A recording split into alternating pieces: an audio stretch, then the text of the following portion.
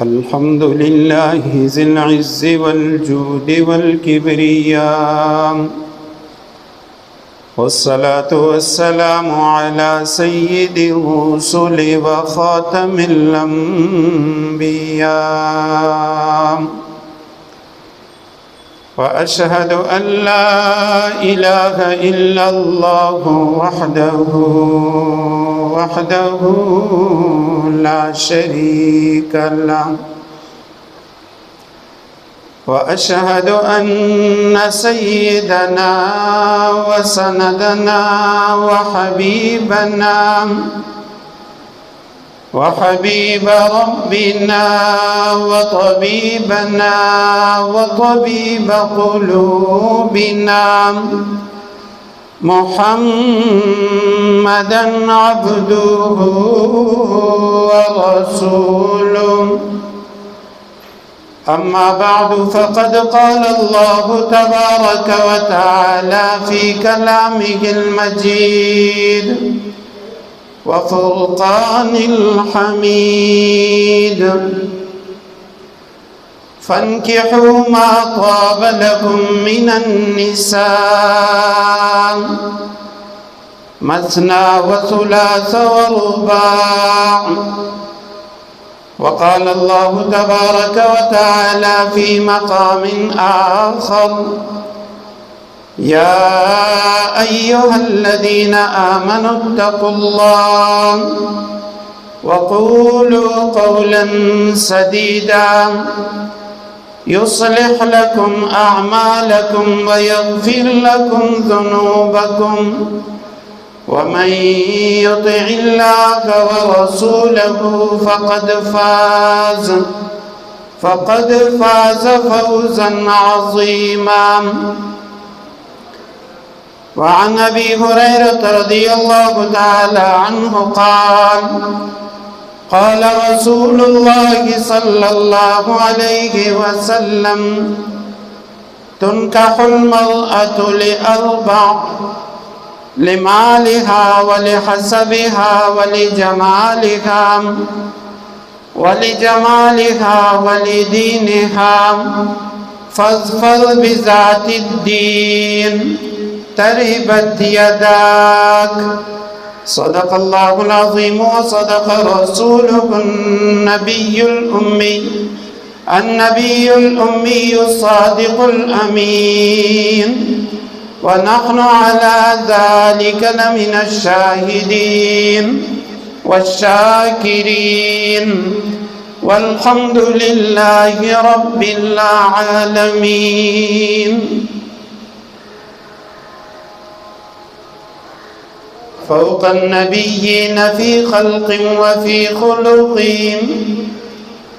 فوق النبيين في خلق وفي خلق، ولم يدانوه في علم ولا كرم، منزه عن شريك في محاسنه، فجوهر الحسن فيه غير منقسم، فمبلغ العلم فيه أنه بشر، وأنه خير خلق الله كلهم. إن الله وملائكته يصلون على النبي يا أيها الذين آمنوا صلوا عليه وسلموا تسلیما. तमाम अहबाब बुलंद आवाज के साथ दुरूद शरीफ पढ़ लीजिए। अल्लाहुम्मा सल्लि अला सय्यिदिना मुहम्मदिन नबिय्यिल उम्मी व अज़वाजिही उम्महातिल मुमिनीन व ذُرِّय्यतिही व अहलि बैतिही कमा सल्लैता अला आलि इब्राहीम इन्नका हमीदुम मजीद। अल्लाहुम्मा सल्लि अला मुहम्मदिन नबिय्यिल उम्मी व अला आलिही व अस्हाबिही व बारिक व सल्लिम। काबिल सद एहतराम, इंतहाई वाजिबुल एहतराम میرے بھائیوں، دوستوں اور بزرگوں، مرکزی جامع مسجد کے قرب و جوار میں گھروں میں سننے والی عفیفہ طیبہ ماؤں اور بہنوں، محرم الحرام کی مناسبت سے ایک جمعہ محرم کے فضائل یوم عاشور کی اہمیت و فضیلت پر،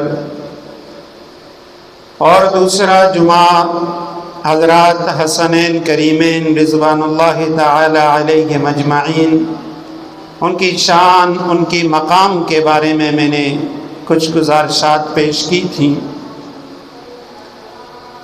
2 جمعہ قبل نکاح کے حوالے سے، نکاح کی اہمیت، نکاح کی ضرورت، اس حوالے سے میں نے کچھ معروضات پیش کی تھی۔ آج انشاءاللہ اسی موضوع پر مزید قرآن و سنت کی روشنی میں کچھ گزارشات پیش کروں گا۔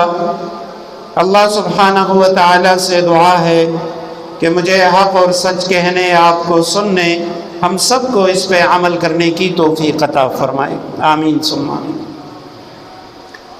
نکاح جیسی عظیم سنت کو اللہ سبحانہ و تعالی ہمارے معاشرے کے اندر آسان فرمائے۔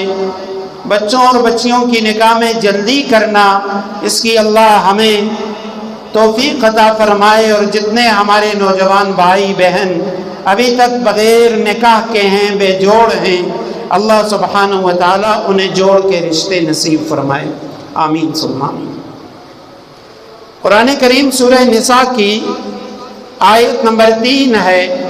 اللہ سبحانہ و تعالیٰ فرماتے ہیں فَانْكِحُوا مَا طَابَ لَكُم مِّنَ النِّسَاءِ مَثْنَىٰ وَثُلَاثَ وَرُبَاعَ، تم نکاح کرو ان خواتین کے ساتھ جو خواتین تمہیں پسند ہیں، جو خواتین تمہارے لیے حلال ہیں، جو خواتین تمہاری طبیعت کے موافق ہیں۔ اور نبی کریم رؤوف الرحیم صلی اللہ علیہ وسلم نے فرمایا یا معاشر الشباب، اے نوجوانوں کی جماعت، من استطاع منکم الباءۃ فلیتزوج، تم میں سے جو شخص نکاح کی طاقت رکھتا ہے، گھر والی کا نان نفقہ ادا کر سکتا ہے، وہ صحت مند ہے، اور اسے چاہیے کہ وہ نکاح کر لے، فَإِنَّهُ أَغَضُّ لِلْبَصَرِ، کیونکہ نکاح یہ تمہاری آنکھوں کو جھکانے والی چیز ہے، وَأَغَضُّ لِلْبَصَرِ وَأَحْسَنُ لِلْفَرْجِ، تمہاری شرمگاہوں کی حفاظت کرنے والی چیز ہے۔ فَمَن لَّمْ يَسْتَطِعْ، جو شخص نکاح کی طاقت نہیں رکھتا، کوئی مجبوری ہے، بیماری ہے، گھر والی کا نان نفقہ نہیں دے سکتا، یا کوئی اور مسئلہ ہے، ایسی صورت میں اسے چاہیے کہ وہ کثرت سے روزے رکھے، فَإِنَّهُ لَهُ وِجَاء، کیونکہ یہ کثرت سے روزے رکھنا یہ تمہاری نفسانی خواہش کو روکنے والی ہے۔ اسلام نے نکاح کی ترغیب دی ہے، نکاح کی اہمیت کو اجاگر کیا ہے۔ عیسائیت کے اندر رہبانیت کی تعلیم تھی،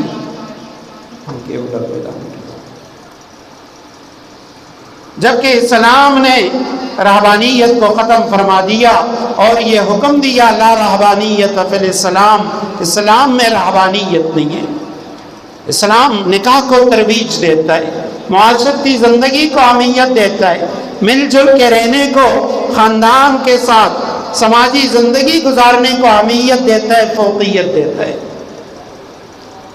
حضرت عائشہ صدیقہ رضی اللہ تعالیٰ عنہ فرماتی ہیں دور جاہلیت میں عربوں کے اندر 4 قسم کے نکاح ہوتے تھے۔ سب سے پہلا جو نکاح تھا یہ تو وہی نکاح ہے جو آج اسلام نے بھی جس کو باقی رکھا ہے، کہ کوئی شخص وہ دوسرے کے ہاں نکاح کا پیغام بھیج دیتا ہے، کسی کی بیٹی یا بہن کے ساتھ وہ نکاح کر لیتا ہے اور اس کے ساتھ وہ زندگی گزارتا ہے۔ یہ جاہلیت میں بھی نکاح کی ایک صورت تھی، اسلام نے اسے باقی رکھا، لیکن جاہلیت میں اس کے علاوہ 3 صورتیں اور بھی تھیں۔ دوسری قسم تھی، اس کا نام تھا نکاح استبضاع، نکاح استبضاع یہ ہوتا تھا کہ کوئی شادی شدہ شخص وہ اپنی گھر والی کو جب وہ حیض سے پاک ہو جاتی، ماہواری سے پاک ہو جاتی، وہ اپنی گھر والی سے کہتا تم فلاں رئیس کے پاس، قوم کے فلاں سردار کے پاس چلی جاؤ اور تم اس کے پاس رہو، اور جب تمہارا حمل ٹھہر جائے، امید سے ہو جاؤ، اس کے بعد تم میرے پاس آ جانا۔ اب یہ ان کے ہاں رواج تھا، اس طرح خواتین کو بیچ دیتے، خواتین جا کے کسی اور شخص کے پاس رہتی اور جب امید سے ہو جاتی پھر وہ واپس اپنے شوہر کے پاس آ جاتی، اور یہ لوگ اس لیے کیا کرتے تھے تاکہ ہماری گھر والی کے ساتھ کوئی رئیس، کوئی سردار وہ تعلق قائم کرے، اور جو بچہ پیدا ہو اس بچے کے اندر جو خاصیتیں ہوں گی وہ اس شخص کی ہوں گی۔ یہ بھی ان کے ہاں کسی قسم کا معیوب نکاح نہیں تھا۔ تیسرے نمبر کا نکاح ہوتا تھا ایک خاتون کے پاس ایک وقت میں 10 سے کم افراد وہ اس کے ہاں چلے جاتے اور وہ اس سے تعلق قائم کرتے۔ جب بعد میں بچے کی ولادت ہو جاتی اب وہ خاتون ان 7، 8، 9 افراد ان کو بلاتی، اپنے سامنے بٹھا دیتی اور ان میں سے کسی ایک سے کہہ دیتی کہ یہ جو میری گود میں بچہ ہے یہ تمہارا بچہ ہے۔ اس شخص کی مجال نہیں ہوتی تھی کہ وہ انکار کر دے یہ میرا بچہ نہیں، بلکہ اس کے لیے اسے قبول کرنا ضروری ہوتا۔ یہ تو تیسری صورت تھی۔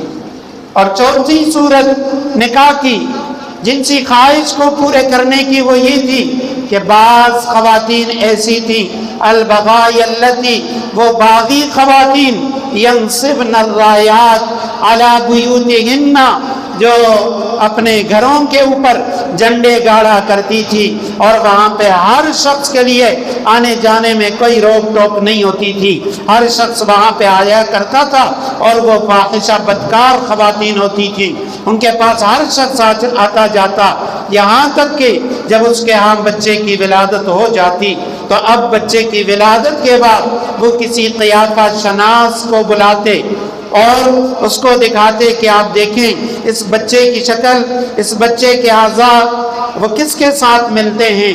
وہ قیافہ شناس اندازہ لگاتا کہ ہمارے علاقے کا فلاں شخص اس کے ساتھ اس کی شکل و شباہت صورت ملتی ہے، تو وہ بچہ پھر اسی شخص کا شمار کیا جاتا تھا۔ اما عائشہ صدیقہ رضی اللہ تعالیٰ عنہ نے فرمایا اسلام نے باقی تینوں نکاح اس کو ختم کر دیا، کیونکہ وہ نکاح نہیں تھے، وہ بے غیرتی تھی، وہ نکاح نہیں تھے، وہ بے حیائی تھی۔ صرف اور صرف اسلام نے ایک قسم کا نکاح وہ باقی رکھ لیا، اور یہ وہ نکاح ہے جس نکاح کے بارے میں فرمایا کہ جب تم کسی کے ساتھ نکاح کرتے ہو تو اب اس کے بعد تمہارا تعلق وہ مرتے دم تک اس کے ساتھ رہتا ہے۔ ایسا نہیں ہوگا کہ بھئی تم چند دنوں کے لیے، چند مہینوں کے لیے، چند گھنٹوں کے لیے نکاح کرو، نہیں۔ اسلام نے نکاح متع کو بھی حرام قرار دیا۔ جو اہل تشیع کرتے ہیں، شیعہ حضرات کرتے ہیں، نکاح موقت وقتی طور پہ نکاح اس کو بھی حرام قرار دیا۔ اسلام نے اجازت دی ہے صرف اور صرف دائمی طور پر نکاح کرنے کی۔ اب ایک مسلمان اگر نکاح کرتا ہے تو آیا یہ نکاح اس کے لیے فرض ہے، واجب ہے، مکروہ تحریمی ہے، سنت ہے، یا اس پر واجب ہے؟ یہ 4 صورتیں ہوتی ہیں نکاح کی، یا تو نکاح فرض ہے، یا نکاح حرام ہے، یا واجب ہے، یا مکروہ تحریمی ہے، اور یا 5ویں نمبر پہ نکاح سنت ہے۔ ایک عام زندگی گزارنے والا شخص جو صحت مند بھی ہے، بیوی کو نفقہ بھی دے سکتا ہے، اور اس کی طبیعت، اس کے اخلاق بھی اچھے ہیں، وہ گناہ سے بھی باز رہتا ہے، اس کے اوپر گناہ کا غلبہ بھی نہیں ہے، گناہ سے بھی اپنے آپ کو بچا رہا ہے، ایسے شخص کے لیے نکاح کرنا سنت ہے اور افضل ترین عبادت ہے۔ دوسرے نمبر پہ وہ شخص ہے کہ جس شخص کے لیے گناہ نفقہ بھی دے سکتا ہے بیوی کو، صحت مند بھی ہے، لیکن گناہ سے بچنا اس کے لیے ممکن تو ہے، لیکن اس کے لیے خطرہ ہے، اندیشہ ہے کہ کسی نہ کسی وقت میں گناہ میں مبتلا ہو جاؤں گا۔ ایسے شخص کے لیے علماء نے لکھا نکاح کرنا واجب ہے۔ تیسرا وہ شخص ہے صحت مند ہے، نفقہ بھی دے سکتا ہے، بیوی پہ ظلم اور زیادتی بھی نہیں کرے گا، اور اسے 100% یقین ہے کہ اگر میں نکاح نہیں کروں گا میں گناہ کے اندر مبتلا ہو جاؤں گا، اب ایسی صورت میں اس کے لیے نکاح کرنا فرض ہے کہ وہ لازماً نکاح کرے گا وگرنہ گناہگار ہوگا۔ چوتھی صورت یہ ہے ایک شخص وہ بیوی کے حقوق تو ادا کر سکتا ہے، نان نفقہ بھی دے سکتا ہے، اس کے پاس مال و دولت موجود ہے، وہ کما رہا ہے، بیوی کو رکھ سکتا ہے، لیکن وہ غصے کا تیز ہے، اس کے جو اخلاق ہیں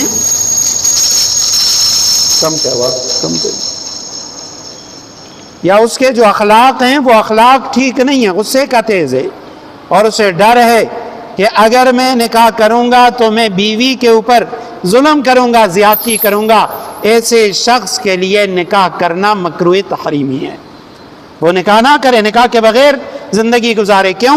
اس لیے اگر نکاح کرے گا تو خطرہ ہے کہ وہ گھر والی پہ ظلم زیادتی کرے گا۔ پانچویں اور آخری صورت یہ ہے کہ وہ شخص کہ جو نکاح بھی کر سکتا ہے، نکاح کی طاقت بھی رکھتا ہے، نان نفقہ بھی دے سکتا ہے، نہیں، پانچویں اور آخری صورت یہ ہے کہ جس شخص کے لیے نکاح کرنا حرام ہے، یا تو وہ جسمانی طور پہ ٹھیک نہیں ہے، اس کی صحت ٹھیک نہیں ہے، یا وہ بیوی کا نان نفقہ نہیں دے سکتا، بیوی کو رکھ نہیں سکتا، یا اسے 100% یقین ہے میں نکاح کروں گا بیوی پہ ظلم کروں گا، زیادتی کروں گا، ایسے شخص کے لیے نکاح کرنا حرام ہے۔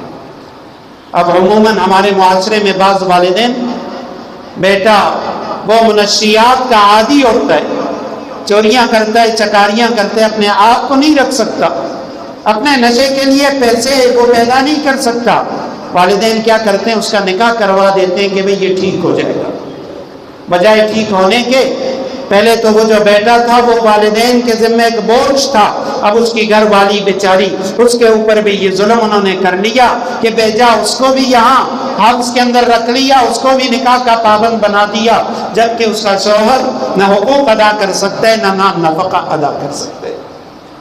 تو نکاح کی یہ 5 صورتیں ہیں، ان 5 صورتوں میں ایک صورت فرض، دوسری واجب، تیسری سنت، چوتھی مکروہ تحریمی، اور 5ویں اور آخری صورت وہ حرام والی ہے۔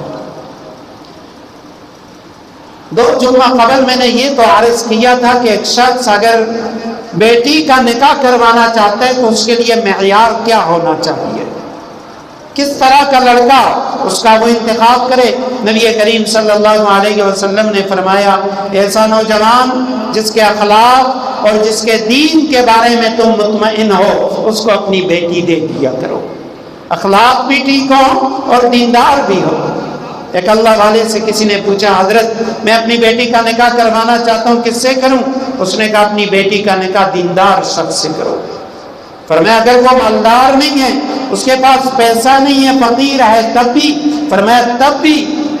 وہ کیوں؟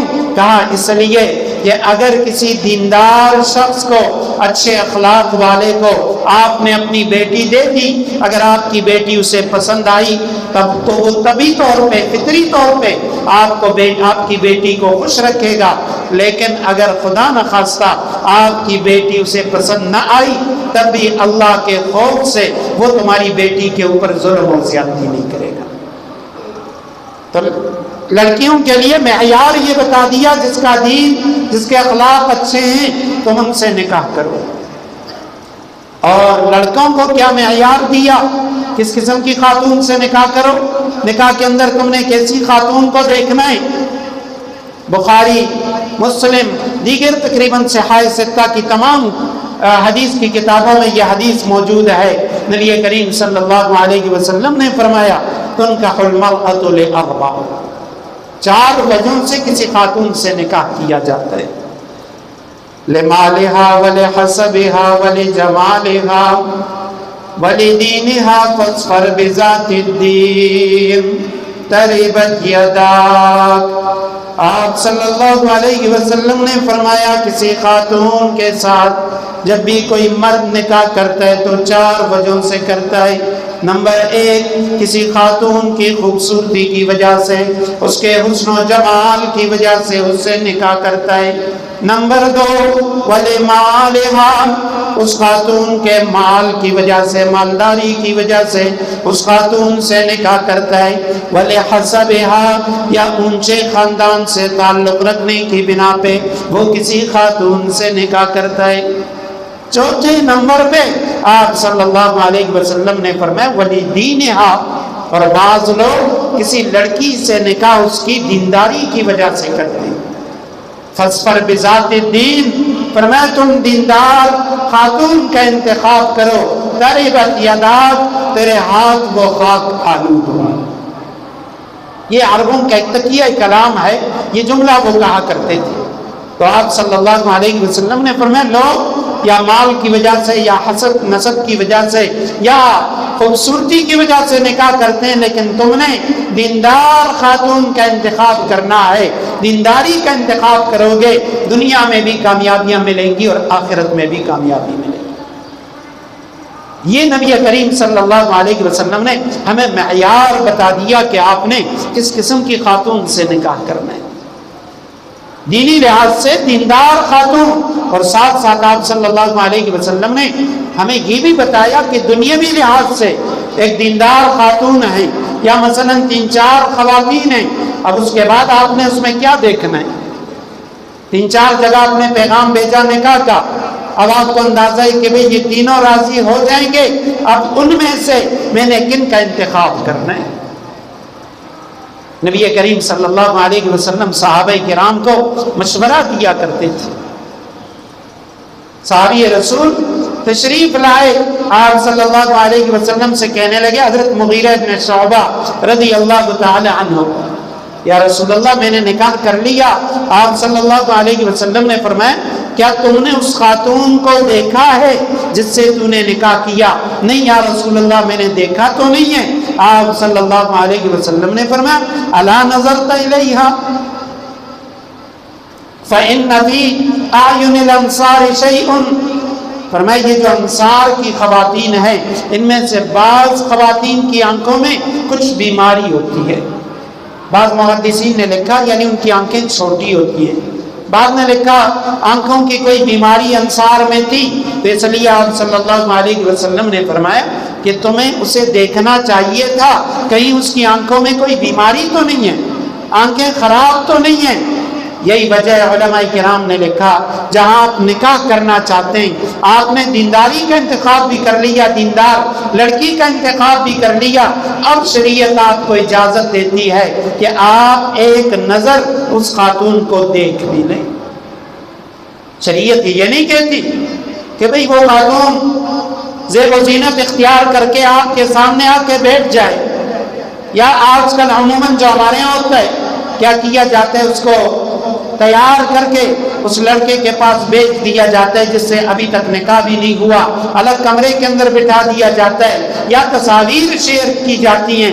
شریعت اس کی اجازت نہیں دیتی۔ ہاں شریعت اس بات کی اجازت دیتی ہے کہ اگر آپ نے کسی خاتون کے ساتھ نکاح کرنا ہے تو 3 شرائط یا 3 نیتیں لے کے آپ اس خاتون کو دیکھ سکتے ہیں۔ پہلی آپ دیکھنے کی جو آپ کی نیت ہو وہ یہ ہو کہ میں نکاح کرنا چاہتا ہوں، اس سنت کی غرض سے میں اس خاتون کا ایک نظر دیکھنا چاہتا ہوں۔ دوسری بات یہ ہے کہ جہاں آپ اس کو دیکھنے کے لیے گئے ہیں ایک مرتبہ نگاہ اٹھا کے دیکھنا جائز ہے، بار بار نگاہ اٹھا کے دیکھنا یا فضول قسم کی گفتگو کرنا یا مجلس میں ایک ساتھ بیٹھنا یہ ٹھیک نہیں ہے۔ اور تیسری شرط یہ ہے کہ لڑکی کا کوئی محرم رشتہ دار، اس کا بھائی، اس کا باپ یا اور کوئی بھی محرم وہ وہاں پہ مجلس کے اندر موجود ہو۔ ان 3 شرائط کے ساتھ کوئی بھی شخص اگر اپنی منگیتر کو دیکھنا چاہتا ہے تو دیکھ سکتا ہے۔ ابن ماجہ میں روایت ہے حضرت محمد ابن مسلمہ رضی اللہ تعالی عنہ جلیل القدر صحابی ہیں، ایک باغ میں چلے گئے، خاتون کا گھر تھا، وہاں وہ چلے گئے اور وہاں خاتون کھڑی تھی، وہ اسے دیکھ رہے تھے۔ کسی شخص نے ان پہ اعتراض کیا، محمد آپ تو نبی کریم صلی اللہ علیہ وسلم کے جلیل القدر صحابی ہیں، آپ اس خاتون کو کیوں دیکھ رہے ہیں؟ فرمانے لگے میں اس نیت سے دیکھ رہا ہوں کیونکہ میں نکاح کرنا چاہتا ہوں، اور نبی کریم صلی اللہ علیہ وسلم نے ہمیں منگیتر کو دیکھنے کی اجازت دی ہے۔ اب خاتون اپنے کام کے اندر مصروف تھی، انہوں نے ایک نگاہ دیکھا اور واپس آ گئے۔ تو آپ صلی اللہ علیہ وسلم نے حضرت مغیرہ بن شعبہ رضی اللہ تعالیٰ عنہ سے فرمایا کہ کیا آپ نے اس خاتون کو دیکھ لیا جس سے آپ نکاح کرنا چاہتے ہیں؟ فرمایا نہیں دیکھا۔ تو آپ صلی اللہ علیہ وسلم نے فرمایا اسے دیکھ لو۔ علماء نے لکھا اسی طرح جیسے دیکھنے کی اجازت ہے، اسی طرح لڑکا اور لڑکی دونوں کی رضامندی بھی ضروری ہے۔ ہمارے معاشرے میں عموماً لوگ جو ہیں اس بات کو وہ اپنی توہین سمجھتے ہیں کہ بھئی میں بیٹے یا بیٹی سے پوچھ کے رشتہ کروں گا، کہتے ہیں نہیں نہیں، میرا بیٹا اور میری بیٹی ہے، میری مرضی، میں جہاں اس کا نکاح کروں، جس سے بھی نکاح کروں۔ شریعت نے آپ کو باپ ضرور بنایا، شریعت نے آپ کو بڑا بھائی ضرور بنایا، لیکن شریعت نے آپ کو کبھی بھی اپنے چھوٹے بھائیوں، اپنی بہنوں یا اپنی بچیوں کا مالک نہیں بنایا۔ مالک وہ صرف اللہ سبحانہ و تعالیٰ کی ذات ہے۔ اور یہاں تک علماء نے لکھا اگر کوئی والدین بچپن میں اپنے بچی یا بچے کا نکاح کر لیتے ہیں، بچی کا نکاح کیا بچپن کے اندر، اب جب بچی بالغ ہو گئی، والدین کے علاوہ اگر کسی نے نکاح کیا ہے تو اس بچی کے لیے اجازت ہے، وہ اس نکاح کو توڑنا چاہتی ہے تو توڑ سکتی ہے، کیونکہ ماں باپ کے علاوہ کسی اور نے نکاح کیا۔ ماں باپ اگر کر لیں پھر تو بچی کو اجازت نہیں ہے بڑی ہونے کے بعد بھی، لیکن بھائی نے کیا، چچا نے کیا، ماموں نے کیا، خالو نے کیا، اب جیسے ہی وہ بچی بالغ ہو گئی نکاح کو برقرار رکھنا چاہتی ہے، برقرار رکھے، وگرنہ اس نکاح کو توڑ دے۔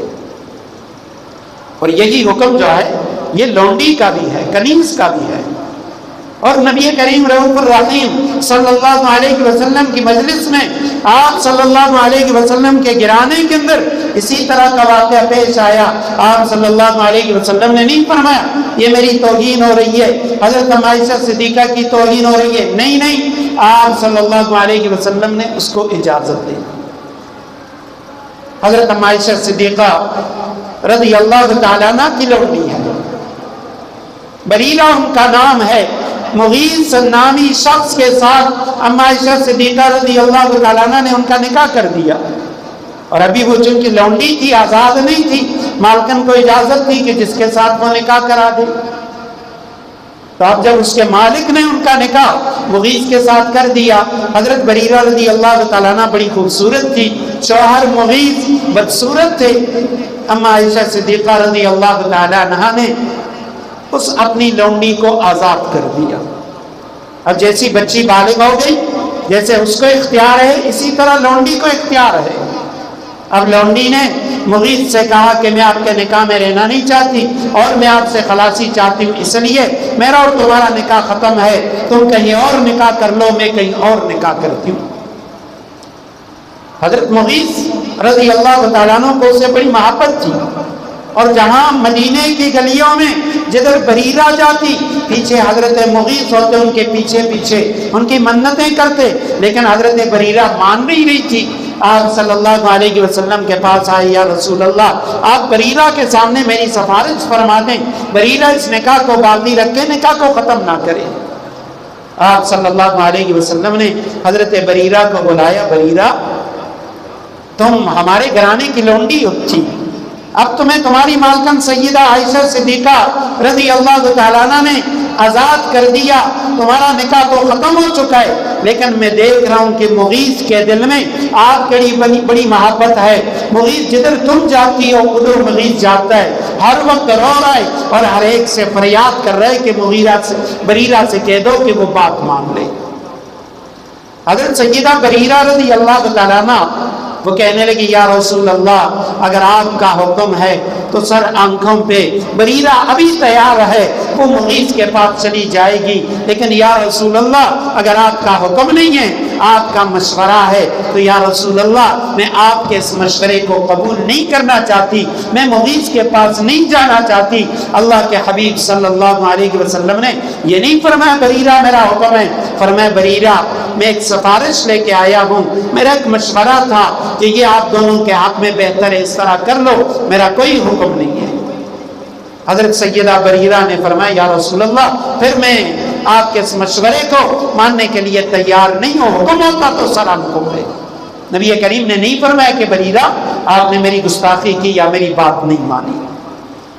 تو جہاں ایک لونڈی کو آزادی ملنے کے بعد اللہ کے حبیب صلی اللہ علیہ وسلم اس پہ حکم نہیں چلا رہے، اسی طرح شریعت نے بالغ اولاد کو بیٹا ہے یا بیٹی اس کو اختیار دیا ہے کہ بھئی تم جہاں نکاح کرنا چاہتے ہو اپنے والدین کو بتا دو، یا والدین اولاد کا نکاح کرنا چاہتے ہیں، تاجدار مدینہ راحت قلب و سینہ امنہ کے لال محمد الرسول اللہ صلی اللہ علیہ وسلم سے زیادہ عزت والا، زیادہ شان والا، زیادہ مقام والا، زیادہ مہربان دنیا میں کون ہو سکتا ہے؟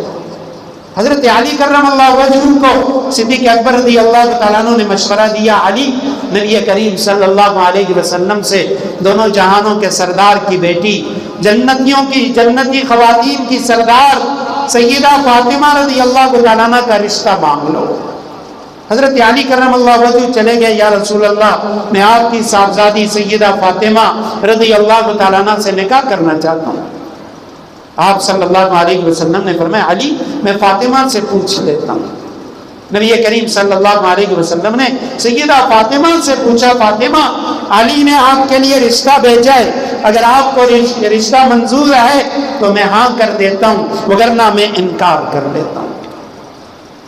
نبی کریم صلی اللہ علیہ وسلم نے اپنی بیٹی سے پوچھا۔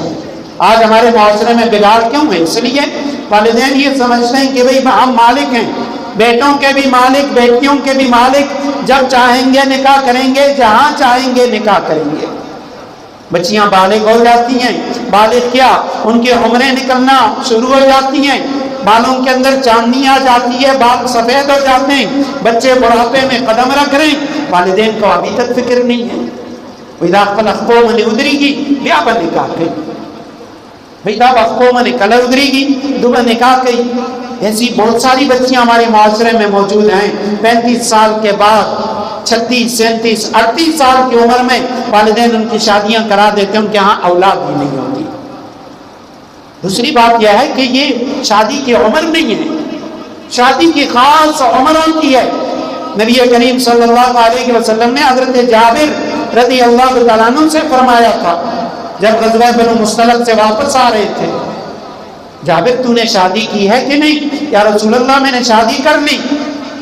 تزوجت بکرا ام سیبا، تم نے کنواری سے شادی کی ہے یا بیوہ سے؟ خود کنوارے تھے، پہلی شادی تھی، یا رسول اللہ میں نے بیوہ خاتون سے شادی کی ہے۔ آپ صلی اللہ علیہ وسلم نے فرمایا جابر تم نے کنواری سے شادی کیوں نہ کی؟ وہ تمہارے ساتھ کھیلتی اور تم اس کے ساتھ کھیلتے، کیونکہ کنواری جو ہوتی ہے اس کے اندر سنجیدگی زیادہ نہیں ہوتی۔ بڑی عمر کی خاتون یا بیوہ خاتون طلاق یافتہ، اب وہ سنجیدہ ہو چکی ہے، پہلے وہ شادی شدہ ہے، اس نے شادی کی ہوئی ہے، اس لیے اب خاوند کے ساتھ جب وہ گفتگو کرے گی یا گھر میں کوئی بات ہوگی، چھوٹی چھوٹی باتوں کو بھی وہ محسوس کرے گی، بڑی کی خبروں میں بچا کر رکھ گئی۔ اس کے مقابلے میں اگر اس کی عمر زیادہ نہیں ہے، لڑکے کی عمر بھی کم، لڑکی کی عمر بھی کم، ایک دوسرے سے محبت زیادہ ہوگی، ایک دوسرے کی باتوں کو برداشت کریں گے، ایک دوسرے کی اگر کسی نے کوئی طنز کوئی تانا دیا اسے وہ اگنور کریں گے، چھوڑ دیں گے۔ آپ صلی اللہ علیہ وسلم نے فرمایا جس کو اللہ نے اولاد دی فَلْيَحْسِنْ اسْمَهُ، باپ کو چاہیے کہ اپنے بیٹے کا خوبصورت نام رکھے۔ پلار لپکار دی اپن لیزوی دی خستگ ونینوں کی دی فَإِذَا بَلَغَا کلا چید دی دا بچے بالغ شو بیا پلار لپکار دا اقبل دی بچی نکاح دیو کی فَإِن لَمْ يَتَزَوَّجْ، پس اگر پلار اقبل دی بچی نکاح نکور بچے بالغ شوه دے اگر دی بلوغت عمر ترسیدل دے خدا نخواستہ اگر دا بچے سر گناہ کئی بدکاری کئی زنا کئی دی اللہ حبیب صلی اللہ علیہ وسلم فرمائی دے دا گناہ دا دے پلار کھاتی کے لکلے کی گی. اس کا گناہ وہ باپ کے نام اعمال میں لکھا جاتا ہے کہ بھئی باپ نے بیٹے کی شادی کی فکر کیوں نہیں کی, باپ نے اپنی بیٹی کی شادی کی فکر کیوں نہیں کی. تو اس لیے جیسے ہی فرمایا کہ اولاد بلوغت تک پہنچ جائے اب اس کے لیے رشتے کا انتظام کرو, اس کی منگنی کراؤ اور منگنی کے اندر ان چیزوں کو دیکھا کرو, دین کو دیکھا کرو, حسن و جمال, مال, حسب نسب, یہ باپ کی چیزیں سب سے پہلے دینداری دیکھو. اگر دینداری بھی ہے, مال بھی ہے, حسب نسب بھی ہے, اچھا خاندان بھی ہے, حسن و جمال بھی ہے تو نور علی نور ہے. لیکن اگر ایک طرف ایک خوبصورت لڑکی ہے اور دوسری طرف ایک دیندار ہے تو دیندار کا انتخاب کر لو, کیونکہ خوبصورتی سے زندگی نہیں گزرتی, دینداری سے, برداشت کرنے سے, ایک دوسرے کو جھیلنے سے زندگی بنتی ہے اور زندگی سنورتی ہے, ایک دوسرے کے ساتھ گزران ہوتا ہے. نبی کریم صلی اللہ علیہ وسلم مدینہ منورہ کے اندر ایک خاتون سے آپ صلی اللہ علیہ وسلم نکاح فرمانا چاہتے تھے. حضرت ام سلیم رضی اللہ تعالی عنہا یہ نبی کریم صلی اللہ علیہ وسلم کی رضائی خالہ ہیں. آپ صلی اللہ علیہ وسلم نے انہیں بھیجا, خالہ جان آپ فلاں گھرانے میں چلی جائیں, وہاں فلاں لڑکی ہے, میں اس سے نکاح کرنا چاہتا ہوں. حضرت ام سلیم نے کہا یا رسول اللہ میں وہاں جا کے اس خاتون کو, اس لڑکی کو دیکھوں گی تو اس میں نے کیا کیا دیکھنا ہے. پہلی چیز تو یہی ہے دینداری دیکھنی ہے. یا رسول اللہ اور کیا دیکھنا ہے؟ آپ صلی اللہ علیہ وسلم نے دو بڑی عجیب چیزیں ارشاد فرما دی, دو دنیا کا کوئی بڑے سے بڑا حکیم بھی یہ باتیں نہیں بتا سکتا. کیا یہ لڑکی میں دنیاوی لحاظ سے ہم نے کیا دیکھنا ہے؟ فرمائے شمی عوارضها وانظری الی عرقودها, اے ام سلیم جا کے اس لڑکی کو دیکھنے کے بعد, اس کی دینداری دیکھنے کے بعد تم نے اس لڑکی کے منہ کو سونگنا ہے, کیا یا اس کے منہ سے دانتوں سے بدبو تو نہیں آتی. یہ جا کے دیکھنا ہے کہ آیا دانت صاف کرتی ہے یا اسی طرح اس کے دانت گندے اور دانتوں سے بدبو آتی ہے. یا رسول اللہ میں یہ بھی دیکھ لوں گی. اور کیا دیکھنا ہے؟ وانظری الی عرقوبها, فرمایا جا کے اس کے ایڑیوں کو بھی دیکھنا ہے, کہیں اس کی ایڑیاں پھٹی ہوئی تو نہیں ہیں. اب ایڑیاں پھٹنا تو بیماری ہے, لیکن بعض خواتین ایسی ہوتی ہیں, مرد حضرات بھی ایڑیاں اگر پھٹ گئی یا تو علاج کروا دیتے ہیں, نہیں تو کم از کم صاف رکھتے ہیں, اس کو گندے نہیں رکھتے. بعض مرد, بعض خواتین ایسی ہوتی ہیں ایڑیاں پٹ بھی چکی ہیں, اندر میل کچیل مٹی گند سارا کچھ اس کے اندر بھرا ہوتا ہے. تو یہ اس خاتون کی یا اس مرد کی نشانی ہوتی ہے جو اپنے آپ کو صاف نہیں رکھ سکتا. اس کا مطلب یہ ہے وہ اپنے گھر کو بھی صاف ستھرا نہیں رکھ سکتی. ایک تو اس سے دیکھنا بدبو تو نہیں آ رہی, اور دوسرے نمبر پہ اس کی ایڑیوں کو دیکھنا کہ اس کی ایڑیاں وہ پھٹی ہوئی تو نہیں ہیں. کیونکہ نبی کریم صلی اللہ علیہ وسلم نے حضرت ام سلیم رضی اللہ تعالیٰ عنہ سے فرمایا کہ جا کے یہ دیکھنا. اور تیسری چیز جیسے میں نے عرض کیا, خوبصورتی بری چیز نہیں ہے, لیکن آج کل عموماً ہمارے معاشرے کے اندر خواتین کی جو خوبصورتی ہوتی ہے وہ بھی بناوٹی ہوتی ہے. اب اگر ایک خاتون ہے, اس کی شادی ہو رہی ہے, یا اسے پتہ ہے کہ بھئی لڑکے والے, اس کے والدین, اس کی بہن, اس کی والدہ وہ مجھے دیکھنے کے لیے آ رہے ہیں, اگا بیوٹی پارلر تلاڑشی اور انتظان من دمرہ میک اپ کو تھتی کہ اگر بالکل تک تو رہی اگاؤں بالکل ہوئی پشانی اخکاری. تب یہ چیزیں عارضی ہیں. اگر یہ واقعہ اخبار کے نکلے ہوا, یہ کس وادوش شادی ہوئی ایک شخص کی, تو اس نے شادی کے بعد کیا کیا کہ وہ جہاں سے اس کی دلہن گھر والی تیار ہو کے آئی تھی, تو اس نے وہ جو بیوٹی پارلر والی خاتون تھی اس کے لیے گفٹ بیچ دیا, ایک بڑا ڈبہ, اس کو بڑے اچھے طریقے سے سجا کے وہاں اس کے لیے گفٹ بیچ دیا. اب جیسے اس خاتون کے پاس وہ گفٹ آیا, بڑی خوش ہوئی کہ بھئی مجھے تو کسی نے بڑا قیمتی تحفہ بھیجا ہے. تو اس نے اسے کھولنا شروع کیا. اوپر بڑی خوبصورتی سے اس کو سجایا گیا. اندر ایک بڑا ڈبہ ہے. اس نے وہ اوپر سے اس کے اوپر سے شیٹ کو ہٹایا, ڈبے کو کھولا, اندر ایک اور ڈبہ. وہ بڑی خوبصورتی سے اسے سجایا گیا. اس کو کھولا, اندر ایک اور ڈبہ, اندر ایک اور ڈبہ, یہاں تک کہ آخری میں چھوٹا سا ڈبہ اور وہ بھی اندر سے خالی. اس کو بڑا غصہ آیا. اس نے دیکھا ڈبے کے اوپر جو ایڈریس لکھا ہوا تھا کہ بھئی بھیجا کس نے ہے, اس نے اسی کے نام ایک خط لکھا. اس میں لکھا کہ میں نے آپ کے ساتھ کون سا ظلم کیا, کون سی زیادتی کی کہ آپ نے مجھے اس طریقے سے دھوکہ دیا اور میری جو آرزو تھی اس کا خون کیا. میں بڑی خوش ہوئی, کسی نے بڑا تحفہ بھیجا اور اندر سے کھوکھلا نکلا, خالی نکلا. اس لڑکے نے جواب میں لکھا, جیسے آپ نے مجھے دھوکہ دیا تھا اسی طرح میں نے آپ کو دھوکہ دے دیا. مالا دھوکہ راکڑے و ماکور و لوکت لڑے خوشحال شو کہ بھئی دا کو ڈیرا خستہ دا اگرچہ سار شو کلا گیا دا میکپ لری کو نبی آئی سو.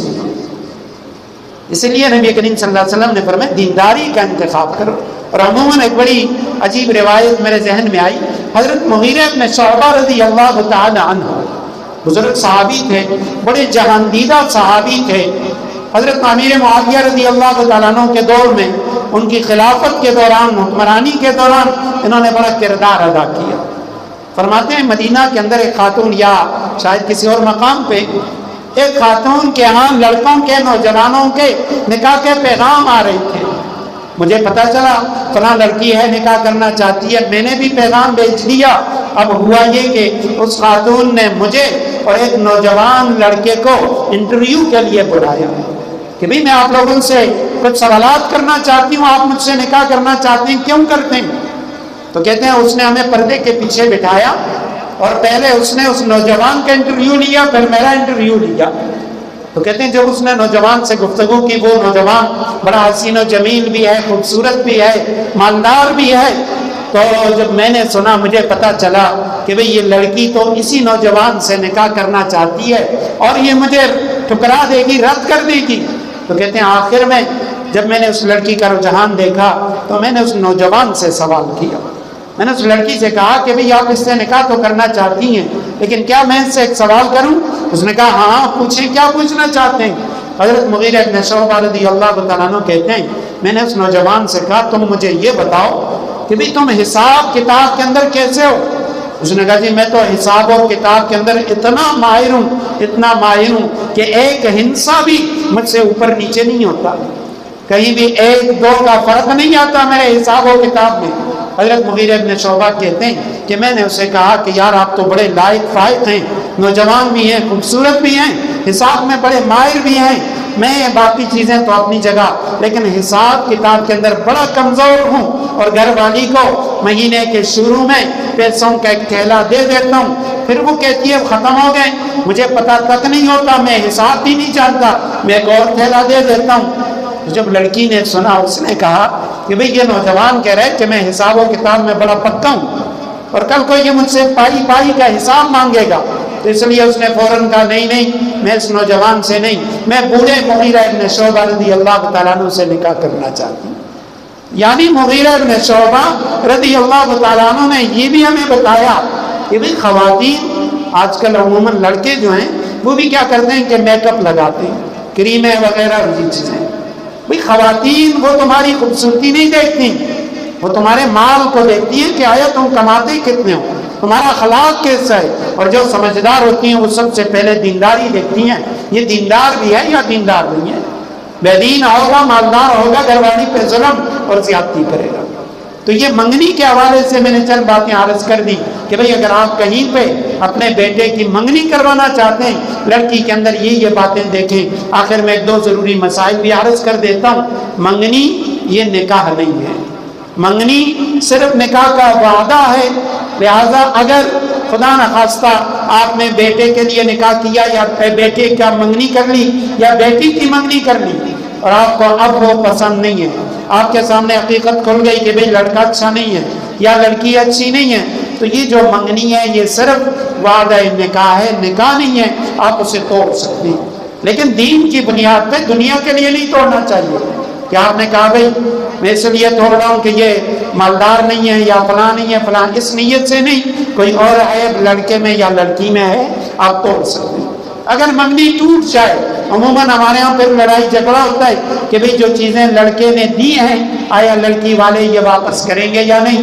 علماء نے لکھا وہ چیزیں جو آپ کسی لڑکی کو دے دیتے ہیں وہ دو قسم کی ہوتی ہیں. ایک تو وہ ہوتی ہیں جو اس کے گھر والوں کو یا لڑکی کو آپ نے استعمال کرنے یا کھانے پینے کے لیے دے دیں.